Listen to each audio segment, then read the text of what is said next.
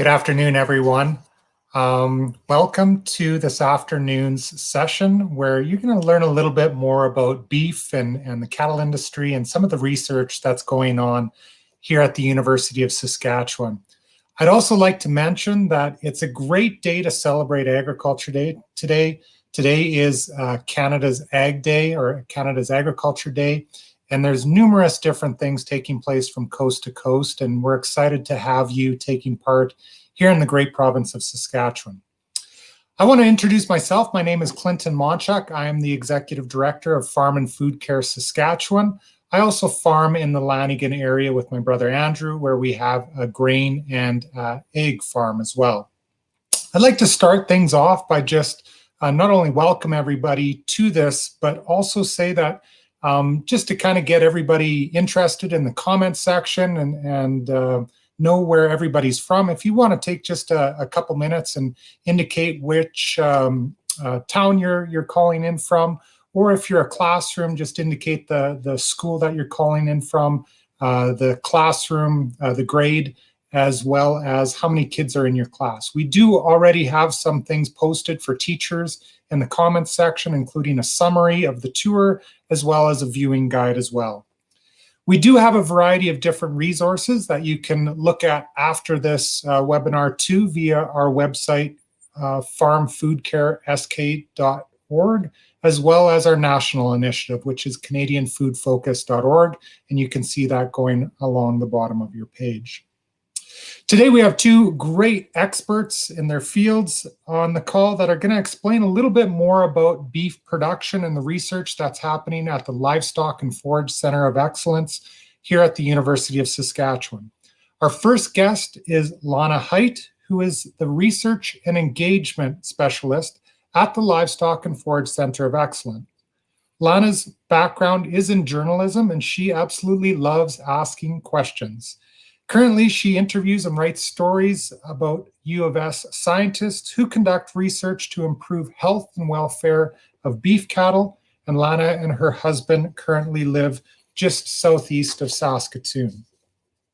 Our second guest is Dr. Colin Palmer, who's a veterinarian and associate professor at the Western College of Veterinary Medicine, and he also conducts different projects at the Livestock and Forage Center of Excellence. He and his family operate a cattle ranch under the name KC Cattle Company, and Dr. Palmer is the author of more than 100 different articles and has presented in more than 60 different conferences and seminars. So thank you very much to both of you for taking your time out of your day to be with us today. Glad to be here. Excellent. So to start things off, Lana's actually given a little bit of an overview of the Livestock and Forage Center of Excellence with a pre-recorded video that kind of highlights some of the different things within the center. What we're going to do, just so you understand a little bit more of the procedure, we'll see the video, I'll ask them a couple questions, and then we're going to open it up to questions from the audience. And I really want to put a shout out to the classrooms out there to get engaged with this and have your students ask some questions. So with that, I want to turn it over to Angela to play the video. Welcome to the University of Saskatchewan's Livestock and Forage Center of Excellence. My name is Lana Height. I'm the Outreach and Engagement Specialist at the center. So we're just a few minutes south of Clavet right now. We're about a half-hour drive from the University of Saskatchewan's main campus in Saskatoon, southeast of the city. So what we have done here is we have brought under one roof the feedlot. We now have a 1,500 head feedlot, and we have a cow-calf herd that this spring will be calving about 400 animals. In addition, we also have forage research that's happening here at the Livestock and Forage Center of Excellence. We have about 49 quarters of land that is owned, leased, and rented by the University of Saskatchewan. In many ways, this facility is the most comprehensive research facility of its kind in Canada and perhaps around the world. One of the most exciting things about this center is how we have also brought together under one roof researchers from a variety of disciplines. We have scientists from the colleges of agriculture and bioresources, engineering, arts and science, as well as the Western College of Veterinary Medicine.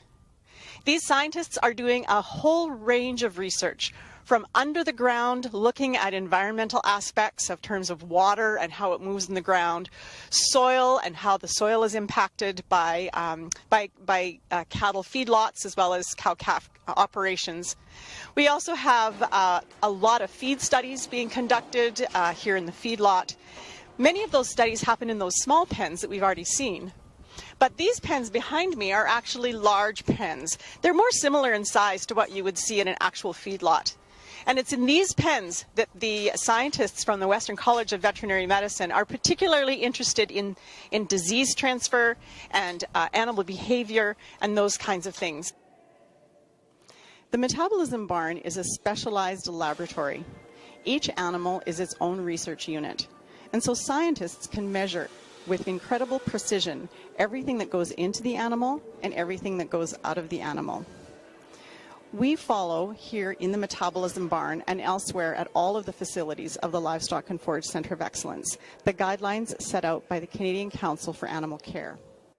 So these animals are the first calf heifers that belong to the Livestock and Forage Centre of Excellence. We also have bred cows that are in 2 different pastures.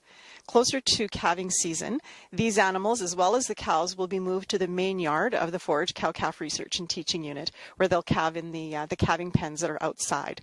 However, sometimes an animal will need a little bit of support, whether that's the cow that's calving, or perhaps if it's really cold, the calf is going to need to be kept warm. And for that, we actually have our indoor pens.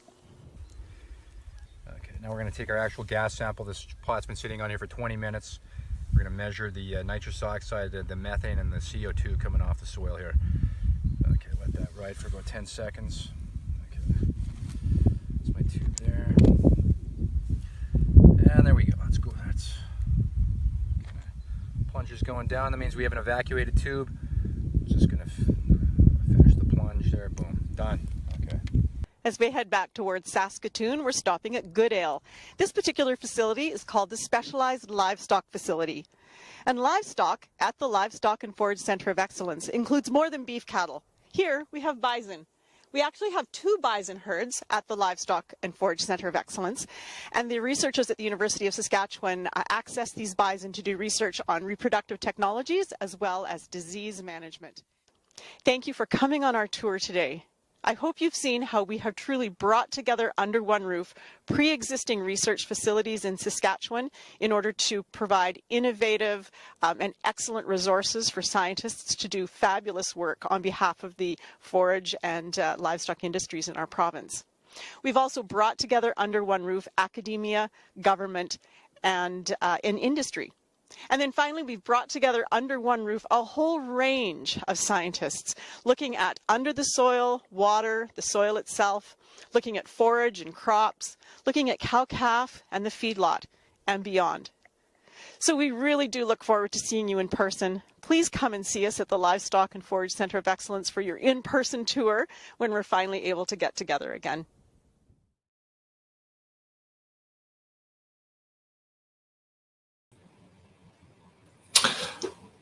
I love the fact that Lana brought props out to the video and had that cat coming in as you were talking. So a very cute kitty. I wished I had picked it up and maybe cuddled it a little bit. I was trying to ignore it, but maybe I shouldn't have.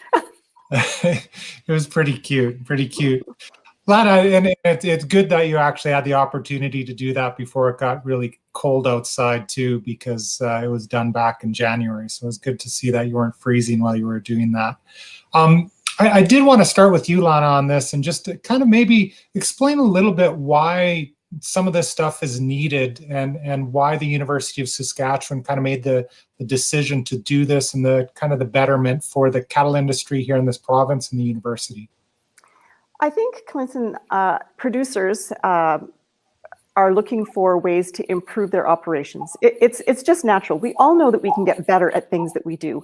And so it's not surprising that cattle producers and ranchers are also wanting to find ways where they can improve their operation, do a better job looking after animals, do a better job of looking after the environment, and do a better job of looking after their families. This is their job after all. And so they need to make money in order to continue this as their business. But the other group that I think also is looking for answers, it's people like you and me and the people on this call who are eating food, and we want to know more about where does our food come from? Is our food healthy? Is it produced safely? Are the animals taken care of? And all those kinds of things. So I think whether it's producers or whether it's consumers, there are a lot of people who are asking questions. And scientists are very well regarded. They do research based on facts and in order to produce solid information to answer the questions that people have. So the Livestock and Forage Center of Excellence is, we provide the resources for researchers. So whether it's land, whether it's animals, we have several different scientific laboratories here at our facility. So university professors and students can come to our center, use these resources in order to answer the questions that people are asking. So whether it's consumers or whether it's producers, we're here to provide the resources in order to help researchers do their job answering questions that people have about livestock and forage production. Excellent. And that it truly does make sense to have such a great center there that's doing some of this stuff. And I just want to put the call out to people who are watching too. Feel free to put your questions in the comments section. I have a few more questions, and then we'll open it up to the people who are listening in. So Dr. Palmer, this kind of gets into what Lana was saying, that we're trying to do some of this research for the betterment of the cattle industry and kind of advance things. And you are that scientist. You are the professional that's doing a lot of this work and trying to find answers to some of the questions that the industry truly does have. Can you explain some of the research that you're doing right now that will actually have a positive impact for ranchers and cattle producers here in this province and for the rest of the country, for that matter? Thank you, Clinton. That's a great question. So just to be clear, I am a researcher. My area of interest is reproduction, particularly in cattle. But here at the LFCE, we have a number of other researchers in a broad array of subject matter. What we have is we have a feedlot and a cow-calf operation. For a reproductive specialist, you're mostly going to be focused on the cow-calf side of things. But over in the feedlot, we have a lot of great research going on in disease prevention, study of disease, feeding behavior, nutrition. On the cow-calf side, we have a lot of research on feeding alternatives, overwintering of cows, how to manage grass cattle at pasture. All that even ties into forage type of research. So not just me, we have a wide variety of research here at the LFCE. And that kind of gets into some of the things that are kind of more front and center, and we definitely hear about it more in the news or see things on social media, and it kind of draws different questions that consumers may have about some of the different production practices and the effects of animal agriculture on the environment, for example. Lana, maybe if you wouldn't mind just kind of highlighting some of that research that is taking place specifically on cattle and then the discussion around climate change. And again, I think it has been in the news quite a bit, and it would be great just to get an overview of some of the stuff that you're doing there, the benefit of not only the ranchers and cattle producers, but consumers in general. Yes, absolutely. So there are several projects that have happened and continue to happen at the Livestock and Forage Center of Excellence. When you think about doing a science experiment in your class, you always try to eliminate as many variables as possible in order to do really good science. And so one of the really cool things about the new center being located south of Clavet is this land where our feedlot is located used to be used just for crops. And so we have eliminated the variable of other animals being on this property. And so because it's considered a greenfield site is the term that's used. And because of the greenfield site, scientists are able to do some really interesting research. So we have soil scientists, plant scientists, and environmental engineers all looking at the impact of a feedlot on not only the soil, not only what we can see above ground, but also what's under the ground. So they have prior to the feedlot opening, they mapped the groundwater and where it flowed and that kind of thing. And they're monitoring. They've got probes planted all over the place in the feedlot and also in some of the fields. And these probes are doing all sorts of measurements in terms of how is the groundwater changing, if it's changing at all. And there's also probes in those pens where cattle are being fed to see how is the ground underneath those pens also being affected by having a feedlot on this property. So that's one of the really critical research projects that's happening here. Currently, if you in Saskatchewan wanted to either build a feedlot, which is those large pens we saw where animals are fed in the open air, if you wanted to build a feedlot or expand a feedlot, the provincial regulations are also actually based on hog barns, which are very different from cattle living outside. You can imagine that. And so the researchers are trying to figure out what are the appropriate regulations for feedlot operators either expanding or starting new feedlots based on science again, not just based on what people think, but based on the actual science. So that's one of the really important research projects that's happening here. The other project, and you saw some of this in the video that we just saw, we have a lot of manure, as you can imagine. We have up to 1,500 animals on the property at any one time, and so they produce a lot of manure. And so the question is when that manure is spread on cropland, how does that manure affect the soil? How does it affect the plant that's growing? And how is it affecting greenhouse gas emissions? You saw that one man, and he had that syringe that he put into that little pot and drew out some gases. They were measuring how much gas was being emitted based on the kind of spread that the manure was used on that particular field.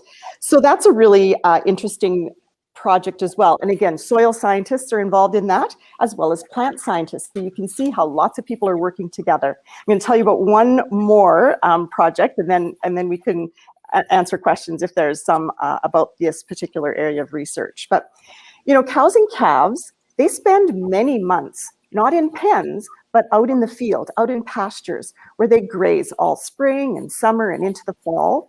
And so they're also spreading manure.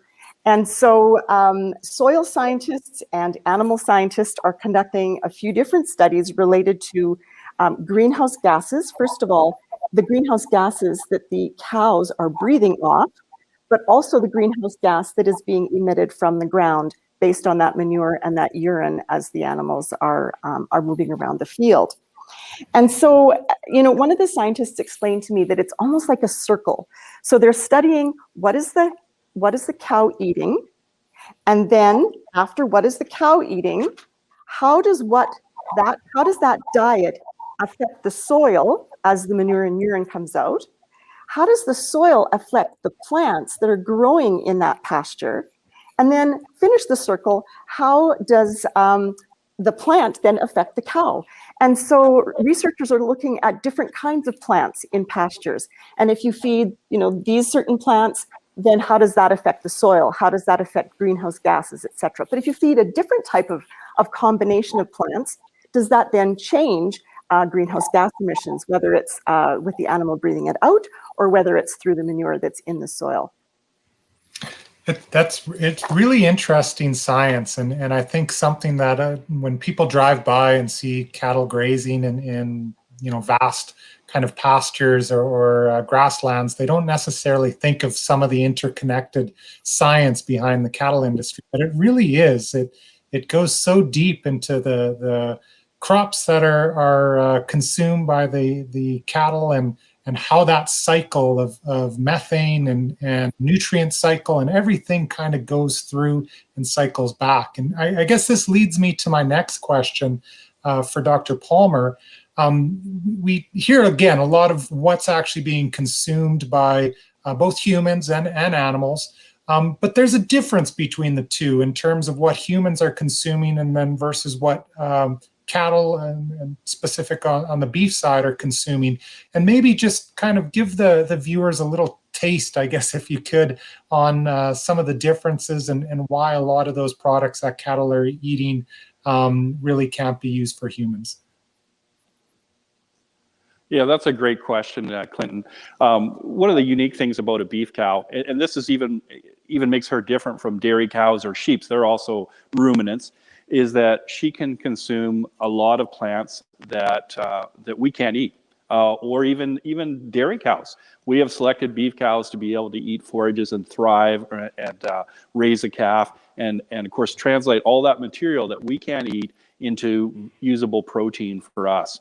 And Saskatchewan is a great place to do this. We're a grassland by nature, and we have a lot of fields and lands that aren't really suitable to crop production, and they're great for the cow-calf producer. So this is where our cows really fit into this. And then our research, we're just working with our producers to focus on research that helps them utilize forages and utilize feeds that are available in Saskatchewan more efficiently to help them be better producers, and to help them produce more good quality beef for the consumers out there. Clinton, if I could just add one thing, one of the scientists that I talked to said it's really all about the bugs and good bugs. So going back to what Dr. Pollner just said about, cattle can eat grasses and forages that we can't consume. And so when when the animal eats eats the forages, there are certain bugs in the first of 4 stomachs in a cow. And those bugs are munching away. That's helping the cow digest the food that it's eaten. And so those are good bugs, but it's the good bugs that are also emitting some of those methane, some of the methane gas and what becomes greenhouse gases. And so, then cattle get this reputation that they're bad for the environment, when in fact, they're not bad for the environment. And certainly these bugs are helping them digest food that we wouldn't be able to eat. And then the other end, there's also bugs happening at the back end of the animal in terms of the soil. So the manure and the urine, when it is worked into the soil, the bugs are also feeding on that. And as they feed on that, they're actually providing nutrients for plants to grow. So it's so incredibly interconnected.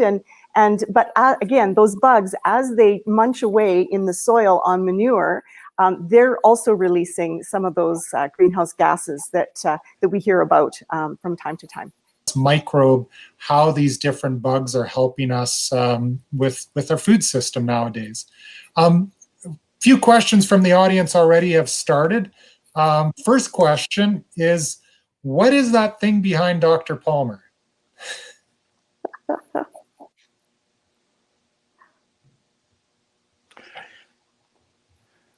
I believe that what you're asking about is the Corral Panel.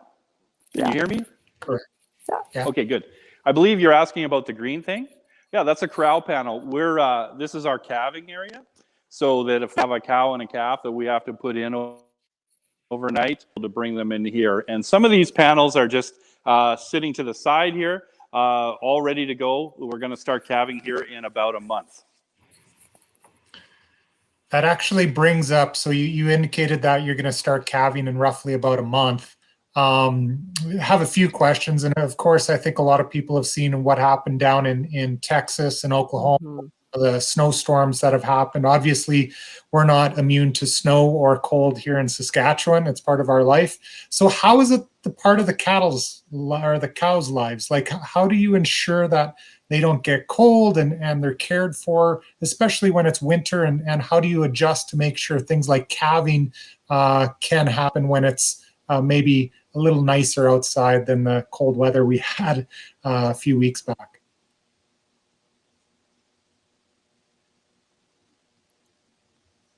That's a great question.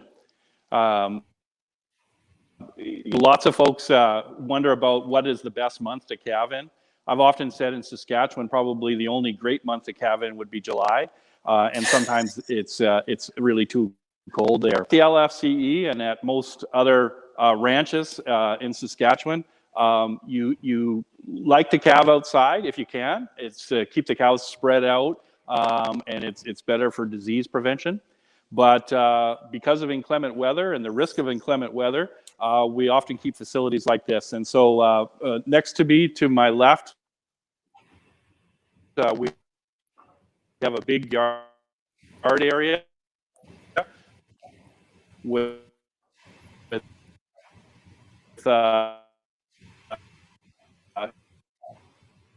shed. I think we're losing the cell, Yeah. Dr. Palmer. So maybe Lana, if you want to just continue with just maybe explaining a little bit about, so he was kind of getting into, you had a calving facility that's covered and insulated, but you also have an area just on the other side that you can use. Right. So when it comes to cows that are calving, it is better if they can calve outside. It's just healthy. They've got fresh air. They'll have more space to move around, all those kinds of things. Whoops, so now we got Colin back again, or maybe not. So if we can calve them out, if the animals can calve outside, great, that's what we do. But there are times, not even just when it's cold weather, but if the wind is really, really bad, a newborn calf comes out wet. And so if there's any chance that that little calf is going to get cold and then have some difficulties in those first few hours of life, we'll bring it into our indoor calving pen to get it warm, dry it off, that kind of thing, or bring them out the cow in as well to lick it off and get it dry and that sort of thing. But I think one of the questions that was asked was actually, don't cows get cold in the winter? And you would think they might, but if you think of, if you've got a dog or a cat, over the fall, they get a heavier fur coat. Cows do the same thing. They get acclimatized to the cold weather. And one of the things that I learned last winter, when it was really, really cold, is if you see a cow and it actually has almost like frost on its back, that on a cold, cold day is an indication that it's a healthy cow and it's actually staying warm. Because what that means is it's not losing its body heat. It's maintaining its body heat within its hide. And so it's actually a positive thing on cold days if a cow has frost on it, as opposed to the other way around. Awesome. Awesome. So Josh wants to know, how many cows do you actually have on the farm? We have a lot. So we have two main operations. One side of our facility, we have 1,500 steers primarily, and they will be in smaller pens. A lot of those animals are on feed studies, where scientists are trying to figure out what is the best way to feed animals as they're growing.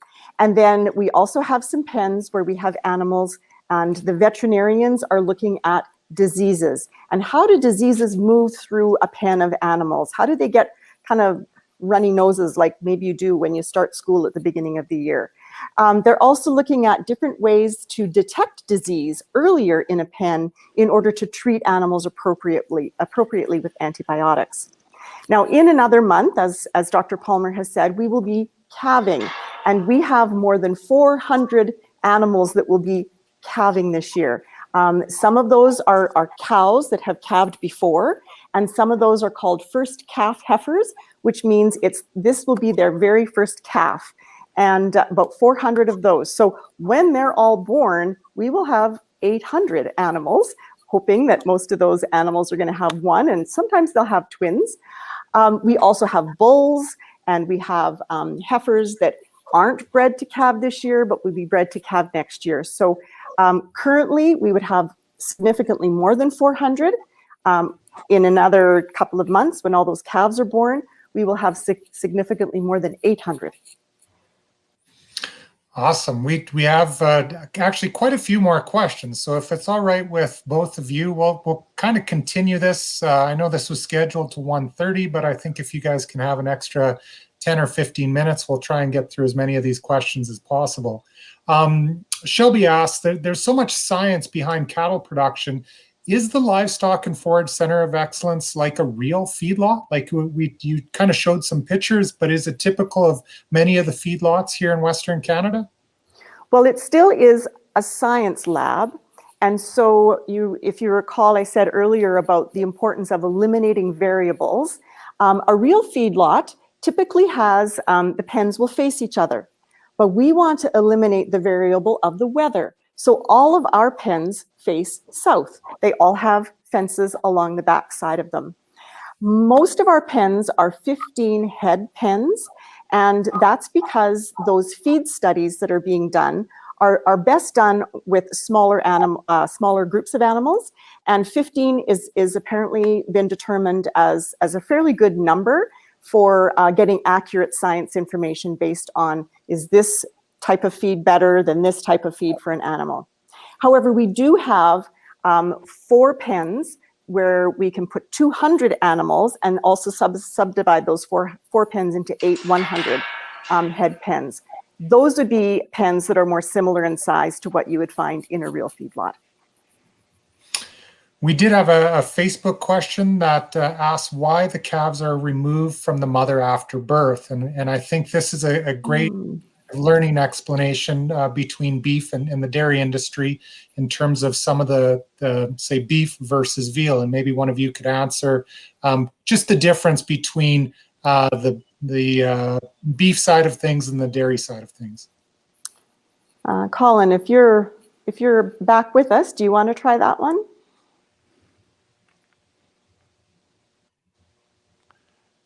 Yeah, I'm back. Yeah, I will. Yeah, it's well, one of the nice things about the beef side of things, and it's great to be a beef producer, mama and baby get to stay together. In fact, we do whatever we can to help with that relationship. And so they stay together till usually quite late in the fall, and when weaning occurs. And usually by that time, mom is happy to have baby move on and go on to bigger and better things. On the dairy side of things, it's quite a different story. Usually mom and baby stay together less than a day, and that's just so that the baby has a chance to get some colostrum. In the dairy, the reality is that mother's milk has to go on to feed us as people. So she goes into usually a freestall situation or a tie stall situation, and she's milked 2 to 3 times a day. Baby goes off on its own earlier, is raised in a calf rearing facility, gets milk from many moms or even milk replacer. So it's a very, very different type of production setting for sure. Okay, excellent. Jaden wants to know, what kind of food do the cows actually eat? We talked a little bit about that, but maybe be a little bit more specific so Jaden can understand what they're actually consuming. Sure. So if we're talking about animals that are in the pasture, it would be a lot of, oh, sorry, go ahead. We're in 2 different locations. This is kind of tricky. There's a delay going on, but go ahead, Dr. Palmer. That's fine. Okay, yeah, so cows eat, especially our cows, they eat long-stemmed, what we call forages. And forages are things that you can browse around. You either graze them, so that would be grasses actively growing in the pasture, or that could be stored forages like hay, straw. We also even have silage that's chopped up. This is opposed to grains. We do use some grains, and usually they're feed grade grains. So that's for a lot of Saskatchewan producers. They might not have barley that makes the malting grade. That's able to use it for cattle feed. So we provide an avenue for poorer quality grains, but largely we're feeding forages here. So we have another more specific on the feeding side, and I think this is probably from one of our ranchers here in this province. When you're kind of switching things up to use minerals, do you prefer to use minerals that are loose or minerals in a tub? And I know down on our ranch, sometimes we use the lick tubs, and sometimes they're kind of added to the ration. And what's the most beneficial for cows calving?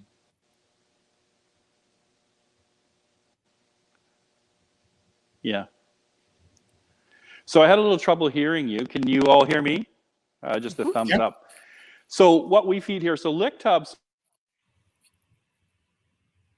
are an interesting way to feed on my own farm, but they're kind of an expensive way to feed minerals.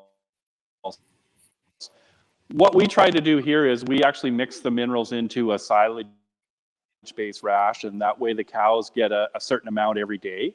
And so we buy our minerals in a large quantity and feed them that way, and we find it to be a much more cost-effective way to feed minerals than a loose tub situation.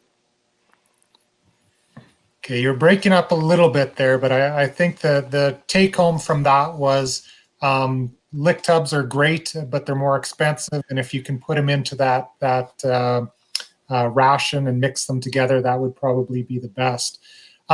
We have a question from Carson at the University of Guelph.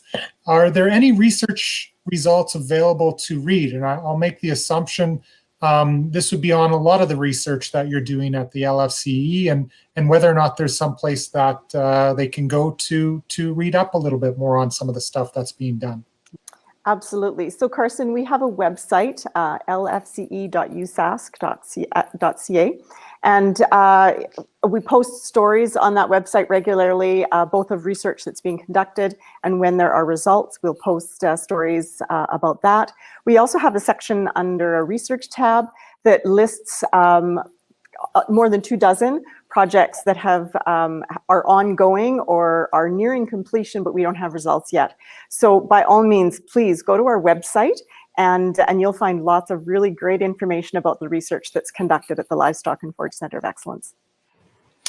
I know too, and this is pre-COVID, so it is not going to happen probably this year, but in years in the past, you've had field days out there, and they've been absolutely excellent. I know I've been out there, and my family has gone out there for the events that you've had, and it's great research. And not only that, then you can actually physically talk to a lot of the researchers and the scientists that are out there to ask more of those questions around the forages or the feed stuff that's happening with the cattle. I'm just going to make one last call out if there are any more questions. I think we've gone through everything that I've seen on my list so far. I would like to say that it's such a great opportunity to actually hear from both of you and discuss some of the things that are happening. We do have, and it was just posted in the comments section, the research that you're doing at the LFCE. So if you do want more information, there it is on the bottom of your screen as well. Feel free to take a look at that. I do also want to make a shout out to our own resources too, with farmfoodcaresk.org as well as canadianfoodfocus.org. Great resources and opportunities for you to learn more about agriculture, as well as learn a little bit more about food. We have some resources that not only kind of explain more of how working farms and ranches actually work, but we do have things like recipes and nutritional facts as well. So with that, I want to say thank you so much, Lana and Dr. Palmer, for being a part of this today. It's such a great way to spend Canada's Ag Day talking to experts in this field, and wish you all the best. And thank you to everyone who took the opportunity to be part of this today. So thank you very much, and take care. Thanks for having us. It was great to be with you. Happy Canada Day, Canada's Ag Day. Thank you. Thank you, Clinton. Thank you, everyone.